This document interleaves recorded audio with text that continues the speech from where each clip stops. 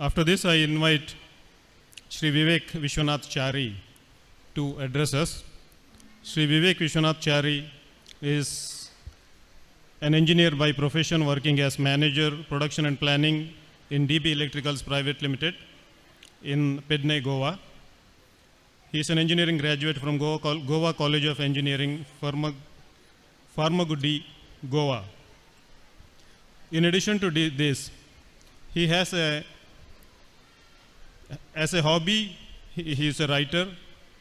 He has already published 2 books, Konkani Bhashik Vaishwakarma Brahmin in Marathi in June 2013, and another book called Gomantakatil Vishwakarma Brahmin Samaj. That's also in Marathi.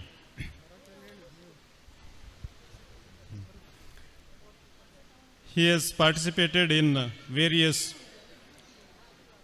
community conferences and presented research papers also, especially on the Vishwakarma Brahmin Samaj. I invite Shri Vivek Vishwanath Chari to address us.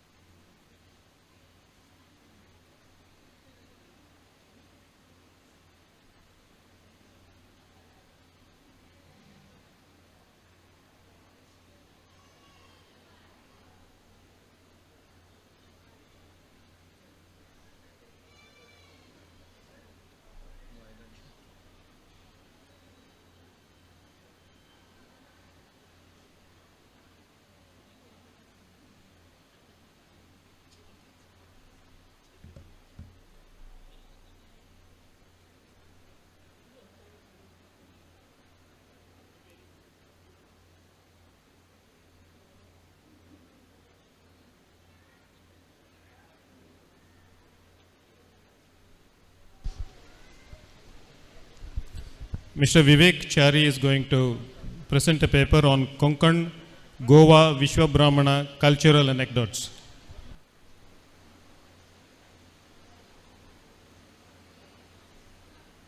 Namaskar, Param Puja Swamiji, respected dignitaries on dais, respected Vishwakarma brother and sister. I first of all thank you, the organizer, to invite me to deliver the lecture regarding the Vishwakarma community that is present in Goa. Specifically, Sir Srikant Achar, who has specifically invited me to deliver the lecture. So, my topic is Chari, Artists Behind Craft. Basically, in Goa, our community, Vishwa Brahmin community, is locally known as Chari, since our surname is Chari. It has derived from the word Acharya, as you know, and later on Achari, and because of Marathi influence of surnames on us, so it separated from our name and it turned out to be a Chari. So specifically we are known by different names, but all Goans are known us by Chari only. Chari is a renowned traditional expertise in carpentry and blacksmith of Goa. They work on almost all sort of works, that is foundry work, copper work, silver, stone, as well as recently the new machineries that has come to us, that has been we are using. They have expertise in almost every aspect of technical and artistic life. Although they did not receive any formal education for any of the such field, but due to, since they are Vishwakarmas, they have the genetic power to learn any kind of artwork. Hence, the artistic skill, the mechanical prowess, engineering talents that has come through the generations has always been sort of appreciation by any of the Goan, that Chari are the born engineers.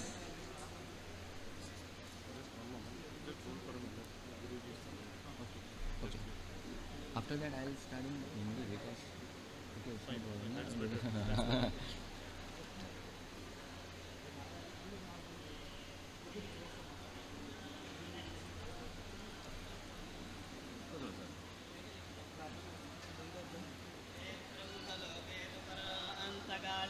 अमृतात् परिमुच्यन्ते सर्वे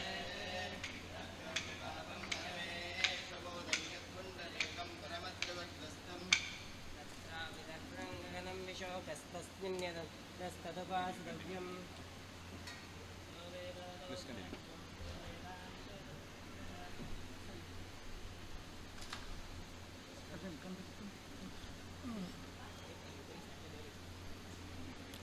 परम पूज्य स्वामी जी को मेरा नमस्कार। मैं continue करता हूँ अभी कैसा हिंदी और इंग्लिश में दोनों में मैं करना चाहता हूँ।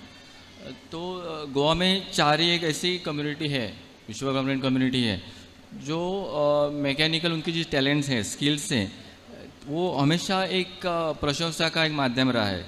उनको during Portuguese rule when Portuguese attack Goa में जब पोर्तुगीज़ों का राज्य था 1510 में, वो इन्होंने कैप्चर्ड गोवा को किया।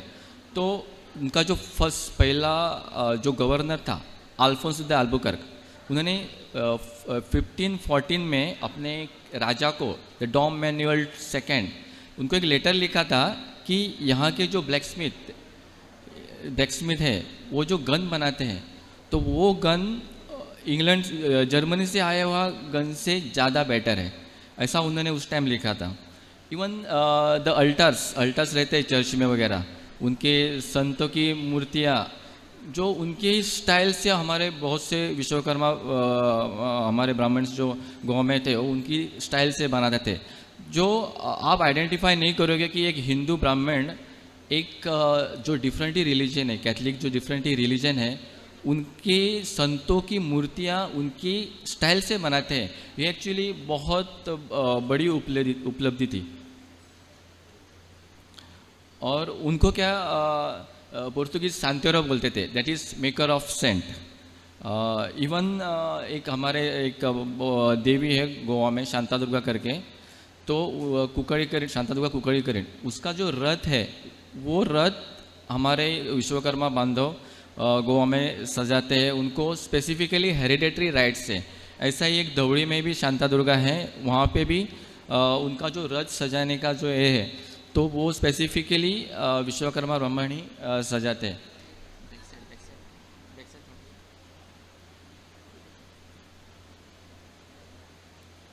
हाँ, अभी आप जो पिक्चर देख रहे हैं स्वामी विवेकानंद, और जो आर्टिस्ट नीचे दिख रहे हैं वो नारायण सोनावड़े करके हैं।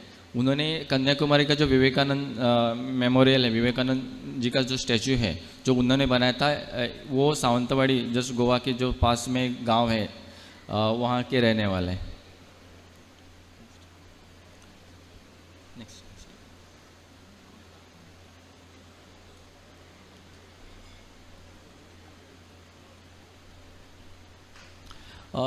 Different name associated signifying rich cultural past. Goa में लाइक आपके इधर बहुत से पांचाल, विश्व ब्राह्मण, ऐसे बहुत से नाम हैं जो इंस्क्रिप्शंस या बहुत पेपर्स में वगैरह उपलब्ध है। तो गोवा में भी आचार्य हैं जिससे हमारा सरनेम चारी हो गया है।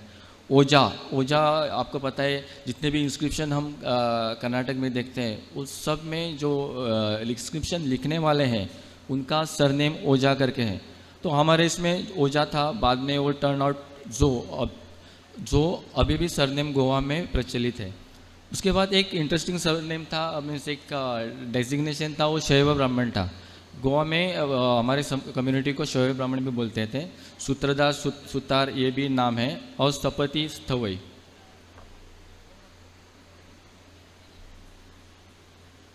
कम्मार भी था, विनानी भी था।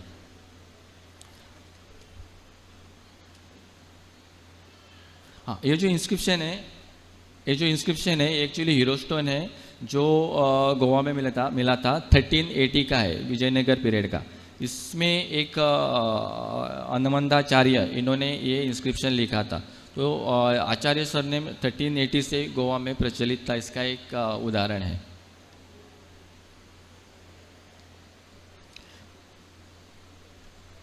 ये इम्पोर्टेंट इंस्क्रिप्शन है, ये आसपास 6 to 7 सेंचुरी एडी का है। और इसमें स्पेसिफिकली हम जो बोल रहे थे कि ओझा नाम गोवा में प्रचलित था, तो यहाँ पे ये जो इंस्क्रिप्शन है, मड़करणे करके एक गांव है गोवा में, और वहाँ से एक हीरो स्टोन था, उसका एक निचला भाग ये है, और अभी वो चांदौर करके एक गांव है जो गोवा का पुराना कैपिटल सिटी था, तो वहाँ पे एक फैमिली के पास है। तो उसमें जो इंस्क्रिप्शन कार्विंग किया था, तो दसलोजा करके एक आर्टिस्ट थे, तो उन्होंने कार्विंग किया था। सो दसलोजा ओझा, ये जो सरनेम है गोवा में 6 to 7 सेंचुरी से विश्व ब्राह्मण कम्युनिटी को यूज़ करते थे। अभी नीचे का जो डॉक्यूमेंट आप देख रहे हो वो पोर्तुगीज़ डॉक्यूमेंट है 1908 का। तो उसमें मेरे एक्चुअली 4 फादर्स का नाम है बिकुलो गुरकोजो। तो जो ये सरनेम जो था वो ओझा से आया था, और वो गोवा में पोर्तुगीज़ों ने भी अपने जो डॉक्यूमेंट्स हैं तो उन्होंने जो करके वो सरनेम को मेंशन किया था। आप अभी जितने भी जो लीगल डॉक्यूमेंट्स रहते हैं जो पुराने पोर्तुगीज़ में अभी भी हैं, तो उसमें जो करके सरनेम रहा तो वो टेक्निकली बोलते हैं कि वो चारी का है, विश्व ब्राह्मण का है। इससे बोला कि जो सरनेम अभी भी है गोवा में। ये एक इम्पोर्टेंट शब्द शैव ब्राह्मण हमको गोवा में यूज़ करते थे। इसका रेफरेंस सह्याद्री स्कंद पुराण अंतर्गत सह्याद्री खंड, जो स्कंद पुराण का ही एक भाग है सह्याद्री खंड, और जिसमें गोवा के बहुत से डेटीज़ जो देव देवता है उनका रेफरेंस है। तो उसमें एक शैव ब्राह्मण का एक उल्लेख है। इवन जो इंग्लिश ऑफिसर था एंथोवेन, तो उन्होंने क्या किया था कि caste and tribes of Bombay presidency में उन्होंने एक पुस्तक लिखा था। तो उसमें कोंकणी ब्लैकस्मिथ में ऐसा लिखा है कि जो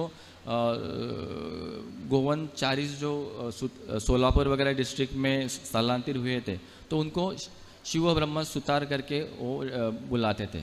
सो शैव ब्राह्मण was much popular in Goa since ancient times. ये एक इंस्क्रिप्शन है जो बेटगी फोंडा में मिला था, उसमें सूत्रधार तिक्कम का नामोल्लिखित है, और ये कन्नड़ा में है और 12th सेंचुरी कदम्बा पीरियड का है। तो सुतार सूत्रधार ये भी नाम गोवा के विश्व ब्राह्मण को पॉपुलर था।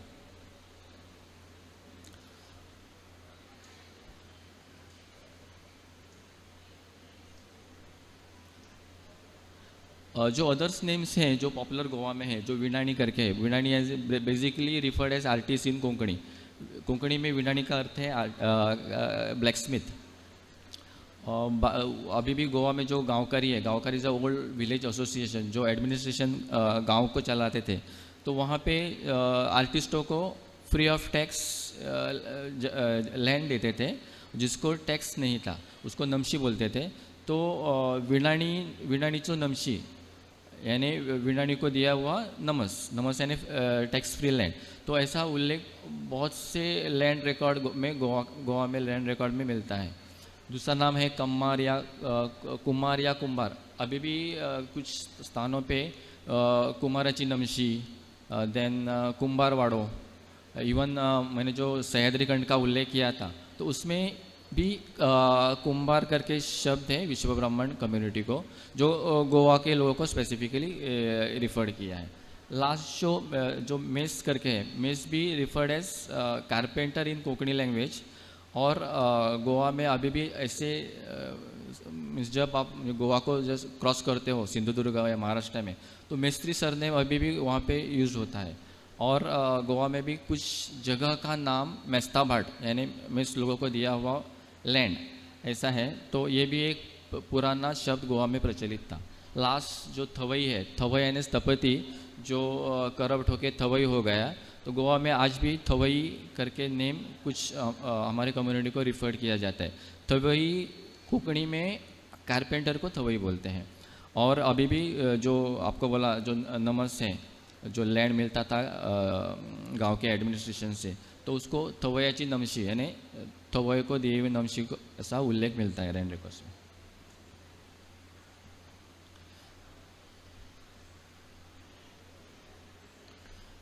अभी जो मैंने उल्लेख किया था कि गोवा में एक ओल्ड विलेज एसोसिएशन था जो गांव को चलाता था, उसको गांवकारी बोलते थे।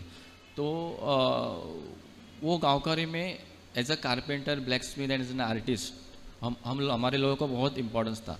आप देखोगे कि कोंकण एक अलग ही कल्चर का एक प्रदेश है। आप मोस्टली गोवा से सिंधुदुर्ग या उससे आगे रत्नागिरी वगैरह जाओगे तो अलग ही कल्चर वहाँ पे मिलता है, अलग ही एक एडमिनिस्ट्रेशन लेवल का गांव के इस पे लेवल पे आपको अलग ही एडमिनिस्ट्रेशन लेवल मिलता है।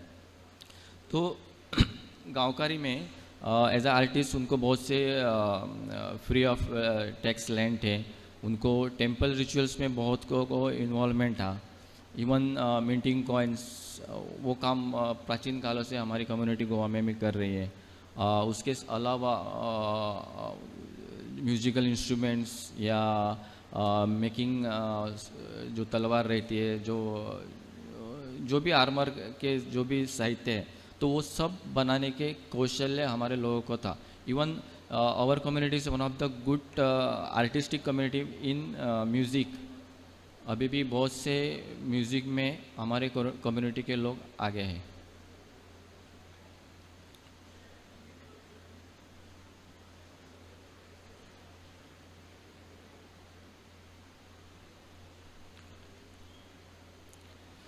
हाँ, मैंने जैसे बोला है कि कोंकण में एक अलग ही रिलीजन एस्टेब्लिश है। वहाँ पे जो एस्टेब्लिश कल्चर है जिसका origin in pass in ancient time से यहाँ के मूल निवासियों का था, जो आगे चल के बहुत लोगों ने, उसमें ब्राह्मण भी थे, क्षत्रिय थे, तो उन्होंने सब अपने इसमें समा के एक अलग ही कल्चर ओवरऑल कोंकण में बनाया था, जिसका पार्ट गोवा भी है।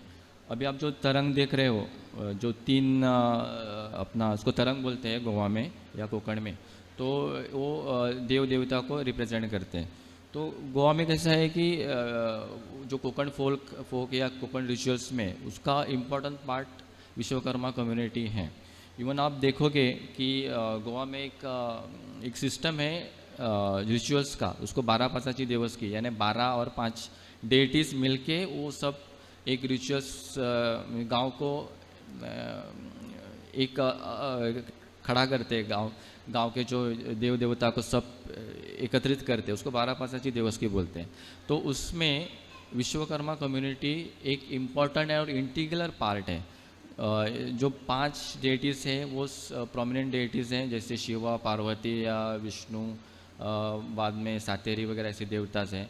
बाकी जो 12 डेटीज़ है उसमें 2 तरह के डेटीज़ आते हैं, एक एंसेस्ट्रल डेटी आती है और सेकंड जो है वो स्टल डेटी यानी स्थान की देवता ऐसा है।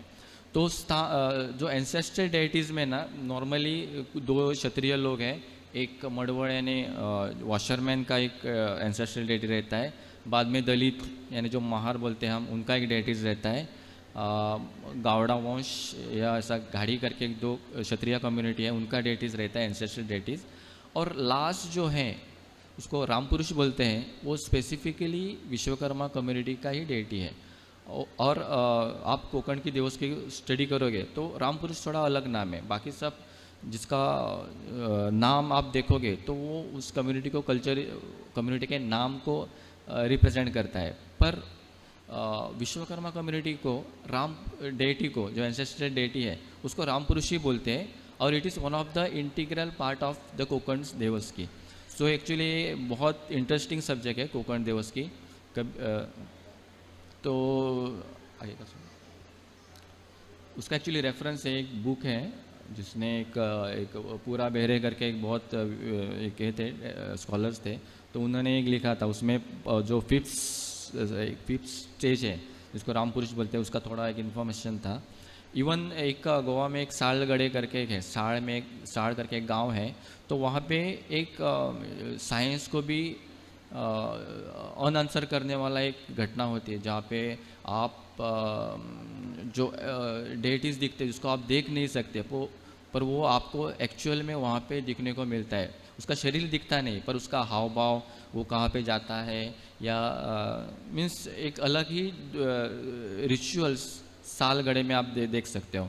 तो कभी भी आप इंटरनेट पे देखोगे तो सालगढ़े गोवा टाइप करोगे तो उसका एक अलग एक इन्फॉर्मेशन आएगा। तो उसमें ये जो एक्चुअली जो सालगढ़े हैं जो हमारे एंशिएंट कल्चर को रिप्रेजेंट करता है कोंकण के, तो उसमें टोटल 4-5 लोग हैं, उसमें बहुत से क्षत्रिय हैं और उसमें हमारे एक चारी कम्युनिटी का एक पर्सन भी है जो इस सालगढ़े में रिप्रेजेंटेशन करता है। मैंने आपको जो बोला है कि राम पुरुष एक स्पेसिफिकली एक अलग ही डेटी है जो पूरे कोकण में या गोवा में पाया जाता है, जो विश्वकर्मा कम्युनिटी को कोकण के रिचुअल्स में रिप्रेजेंट करती है। तो ये सब एग्जांपल्स हैं, ये डिफरेंट लोकेशन से मैंने इकट्ठा किए हैं।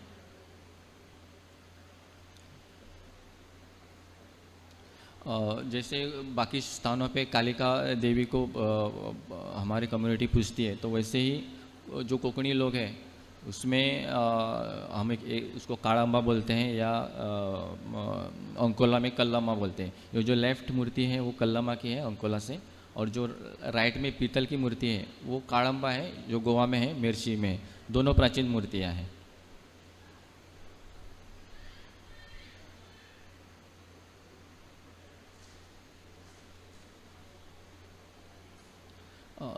गोवा का मिस बहुत को लगता था कि गोवा में पोर्तुगीज़ के बाद ऐसा कल्चर नहीं था, गोवा में ऐसा पुराना हिस्ट्री नहीं है। अभी भी बीच या दारू वगैरह है, गोवा का कल्चर ऐसा माना जाता है, पर ऐसा कुछ है नहीं। गोवा और गोवंस हिंदू जो हैं वो आज भी हमारे एज ओल्ड जो कल्चर है उसको आज भी बहुत मेहनत से संजो के रखे हैं। तो वैसे ही एक हमारे विश्व ब्राह्मण कम्युनिटी का एक एंशियंट मठ था जो शालिवाहन शके 700 में बना था, 700 में एस्टेब्लिश किया था, जो अराउंड 778-779 में उसका एक्चुअल डेट आता है। तो उसके पहले स्वामी थे विरूपाक्ष महास्वामी जी। उनकी वो पहले स्वामी उठ मठ के थे, बाद में 1000 तक 1200 साल तक वो चला। और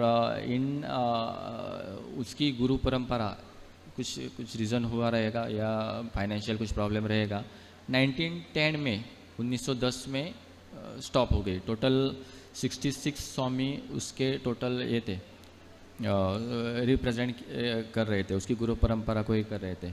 उसका बहुत सी ब्रांचेस पूरे गोवा में टिका जगह जगह पे हम उनका इस्टेब्लिश किया था। वैसे एक इम्पॉर्टेंट ब्रांच मड़गांव में थी, लोह मठ की, वहाँ पे हमारे गोवा के स्वामी जी, लोह मठ के स्वामी जी वहाँ पे जाते थे, वहाँ पे रिचुअल्स करते थे। और पूरा मड़गांव जो उस टाइम पोर्तुगीज़ों के स्ट्रिक्ट इस पे था, तो जब भी कोई रिचुअल्स, कोई मड़गांव में कोई हिंदू अपना घर का कोई मौजी बंधन या ऐसा कुछ करना चाहता है या शादी करना चाहता है, तो उस मठ में जाके अपना प्रणाम करके आते थे। तो इसका इतना महत्व गोवा में मड़गांव मठ का था।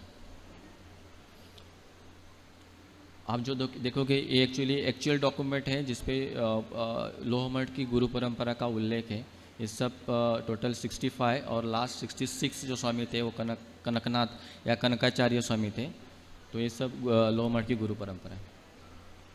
ये अभी समाधि है कनकाचार्य जी की, जो हमारे लास्ट स्वामी जी थे गोवा के।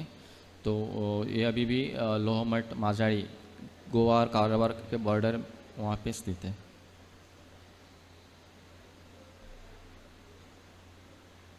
ये भी और भी समाधि हैं। ये पहले दो हैं वो एक्चुअल लोह मठ में है, लास्ट जो है वो गोवा में एक जगह पे है। एक इम्पॉर्टेंट चीज़ मैंने जब लोह मठ के बारे में स्टडी करना स्टार्ट किया तो वहाँ पे विट्ठल की मूर्तियों को पूछते थे। तो ये पहला विट्ठल है जो माजाड़ी में है, दूसरा जो है वो मड़गांव में स्थित था। मड़गांव जो मठ था तो वहाँ पे ये विट्ठल की पूजा होती थी, और उसको पोर्तुगीज़ डॉक्यूमेंट में पैगोडास दे पांडुरंगा यानी पांडुरंग का देवस्थान ऐसा उल्लेख पोर्तुगीज़ डॉक्यूमेंट्स में मिलता है। विट्ठल की मूर्ति और जगह पे भी पूजी जाती थी। ये एक्चुअली जो राइट में है वो लकड़ी के है, मेरे एक्चुअली 4 फादर्स ने बनाई थी, पूरी लकड़ी के है। दूसरी जी मूर्ति है वो भी लकड़ी के है, ये भी एक हमारे गोवा में ही है।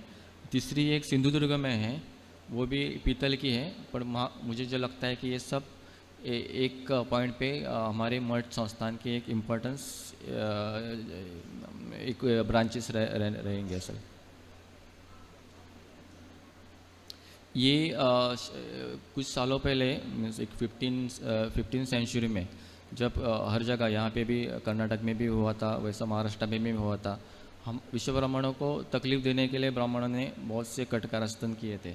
तो उस टाइम जैसे बाकी जगहों पे प्रॉब्लम्स हुए, हमारे लोगों को अपोजिशन हुआ, इदंगाई वेलंगाई जैसे एक लेफ्ट हैंड राइट हैंड जो एक कॉन्फ्लिक्ट 1000 साल तक चली, तो वैसा ही एक प्रॉब्लम गोवा में भी हुआ था। 15वीं सेंचुरी का एक डॉक्यूमेंट्स है, तो उसमें कुछ तो प्रॉब्लम हुआ था और ब्राह्मणों ने जो लोअर मठ स्वामी थे तो उनको अपोज किया था कि वो कुछ रिलीजियस राइट्स फॉलो नहीं कर सकते because they are non government.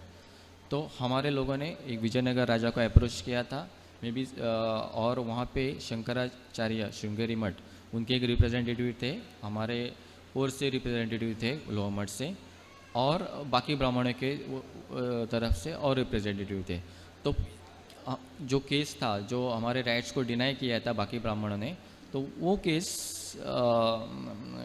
जहाँ पे जो दरबार में सब ये चला तो वहाँ पे हमारे लोग जीत गए और शंकराचार्य जी ने ऐसा एक वर्डिक्ट दिया कि लोअर मठ के स्वामी विश्वकर्मा महोशय हैं, तो उनको आप जो परंपरा से उनका जो रिलीजियस राइट चल रहा है तो उसको आप डिस्टर्ब नहीं कर सकते। तो आप ऐसा मैं एक लिख के देता हूँ कि उसको कोई आगे से डिस्टर्ब करेगा नहीं। एक्चुअली डॉक्यूमेंट्स में एक जो वर्डिक्ट था तो वो कन्नड़ा में था, तो एक 1831 में इसको ट्रांसलेट किया था, एक 1831 का डॉक्यूमेंट्स एक्चुअली गोवा में लोग कैसे पहरावा करते थे आप देखोगे, हमारे लोगों को शैव ब्राह्मण बोलते थे, और वहाँ की महिलाएं अपने कुमकुम जो लगाते हैं वो हॉरिजॉन्टल लगा रहे थे, तो इट रिप्रेजेंट्स शैव कम्युनिटी। ये 1940 की विश्वकर्मा कम्युनिटी गोवा में कैसे पहरावा था इसके लिए लिखा। लोअर मठ स्टडी करते समय एक इम्पॉर्टेंट मुझे एक डॉक्यूमेंट्स मिला, तो वो शिल्पशास्त्र करके था। तो शिल्पशास्त्र आप ऐसा सोचोगे कि उसमें शिल्प के बारे में सब कुछ लिखा रहेगा या मूर्तियों को कैसे बनाते हैं क्या करते हैं ऐसा सब कुछ लिखा रहेगा, पर ऐसा कुछ नहीं था। ये शिल्पशास्त्र जो टेक्स्ट था, हैंड रिटन टेक्स्ट है, तो उसमें एक इम्पोर्टेंस यानी एक कॉन्स्टिट्यूशन था जो किसने बनाया कितने साल का है उसका कुछ रेफरेंस मिलता नहीं, पर उसमें आप जो डेली लाइफ में हमारे कम्युनिटी ने कैसे बिहेव करना चाहिए, हमारे भगवान कौन है, जो कल्चरल एस्पेक्ट्स हैं, माइथोलॉजिकल एस्पेक्ट्स में, तो वो सब इस पुस्तक में लिखे हैं, हैंड रिटन टेक्स्ट हैं।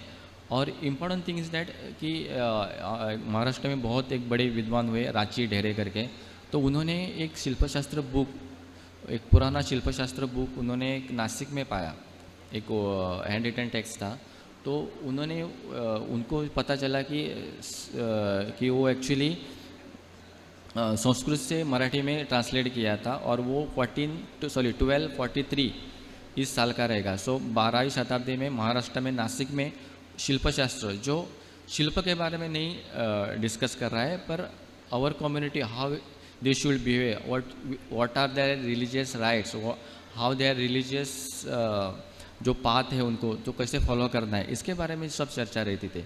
तो वैसा एक मुझे संस्कृत में एक हैंड रिटन टेक्स्ट मिला शिल्पशास्त्र, उसका आगे भी हैंड रिटन टेक्स्ट हो गए खत्म हो गए।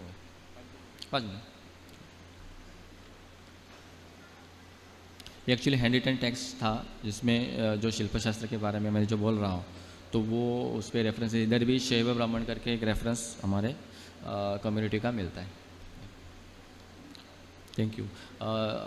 मैं ऑर्गेनाइज़र को थैंक यू बोलता हूँ कि उन्होंने इतना अच्छा अपॉर्चुनिटी दिया, क्योंकि गोवा में मीन्स बाकी लोगों को लगता है कि गोवा में विश्व ब्राह्मण है ही नहीं, वहाँ पे कल्चर है नहीं, सब फॉरेन कल्चर है, ऐसा कुछ है नहीं। गोवा में के लोग आज भी हमारे रिच हिंदू कल्चर को मानते हैं, और विश्व ब्राह्मण कम्युनिटी आज भी वहाँ पे अपने कल्चर को आज भी उसी तरह से फॉलो कर रही है जैसे पास में करते थे।